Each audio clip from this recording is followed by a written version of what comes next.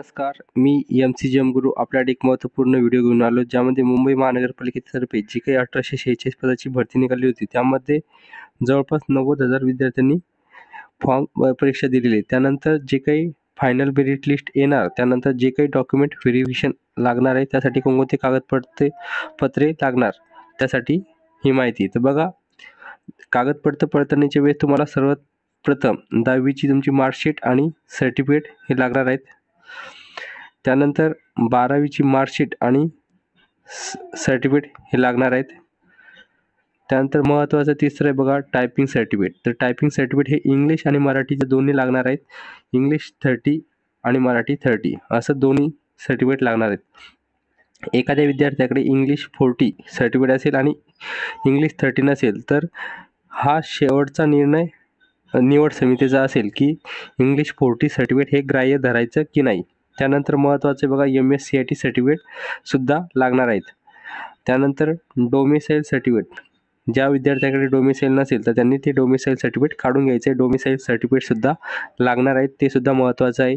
त्यानंतर तुमचं living certificate किंवा TC ट्रान्सफर सर्टिफिकेटसुद्धा लागणार आहेत. त्यानंतर महत्त्वाचे डॉक्युमेंट, सर्वात महत्त्वाचे जे काही कास्ट सर्टिफिकेट आहे तुमचं, तुम्ही रिझर्व्ह कॅटेगरीमधून फॉर्म भरला असेल तर तुम्हाला कास्ट सर्टिफिकेटसुद्धा द्यावायचं आहे. त्यानंतर तुमच्याकडे कास्ट व्हॅलिडिटी असेल तर कास्ट व्हॅलिडिटीचं सर्टिफिकेटसुद्धा लागेल. असेल तर द्यावं लागणार आहेत, नसेल तर तुम्ही जॉबला लागल्यानंतर तुमचं कास्ट व्हॅलिडिटी ऑफिसतर्फे केलं जाते. त्यानंतर तुम्ही नॉन क्रिमिनल गटात मोडत असाल तर तुम्हाला नॉन क्रिमिनल सर्टिफिकेटसुद्धा द्यावायचं आहे. त्यानंतर महिला उमेदवारांसाठी महत्त्वाचं, महिला उमेदवारांसाठी गॅजेट किंवा मॅरेज सर्टिफिकेटसुद्धा लागणार आहेत. गॅजेट किंवा मॅरेज सर्टिफिकेट दोन्हीपैकी एक तरी असायला हवं. दोन्ही असेल तर एकदम चांगलं आहे. त्यानंतर तुमचं आधार कार्ड चेंज केलेलं असेल तर आधार कार्डचे दोन्ही सोबत ठेवायचं आहे. त्यानंतर जे काही प्रकल्पग्रस्त, भूकंपग्रस्त किंवा माजी सैनिक किंवा अंशकालीन कर्मचारी असणारे, त्या कर्मचाऱ्यांनी संबंधित सर्टिफिकेट त्यांचं असायला हवं, ते त्यांना तिथे दाखवायचं असणार आहे. त्यानंतर काही कर्मचारी हे सद्यस्थिती, काही विद्यार्थी सद्यस्थिती नोकरीला असतात, त्या कर्मचाऱ्यांनी किंवा त्यांच्यासाठी त्यांच्या ऑफिसचं नो ऑब्जेक्शन सर्टिफिकेट म्हणजेच ना हरकत प्रमाणपत्रसुद्धा घ्यायचं आहे.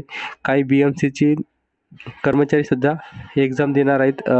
ऑलरेडी क्लास 4चे विद्यार्थी किंवा क्लास 4चे कर्मचारी क्लास 3साठी एक्झाम दिली असेल, ते सुद्धा पात्र झाले असेल तर त्यांना BMCचं NOC लागणार आहेत. त्यानंतर 5 फोटो, संबंधित कर्मचाऱ्याला किंवा संबंधित विद्यार्थ्याला 5 फोटो लागणार आहेत. त्यानंतर या सर्व डॉक्युमेंटचे 2 प्रतीमध्ये झेरॉक्ससुद्धा द्यावायची. अशा प्रकारचे हे सर्व डॉक्युमेंट लागणार आहेत. यामध्ये एखाद्याला काही क्वेरी असेल तर त्यांनी मला कमेंट्स करा, जेणेकरून मी तुमची क्वेरी सोडवण्याचा प्रयत्न करेन. व्हिडिओ आवडल्यास लाईक करा, शेअर करा, सबस्क्राईब करा. धन्यवाद.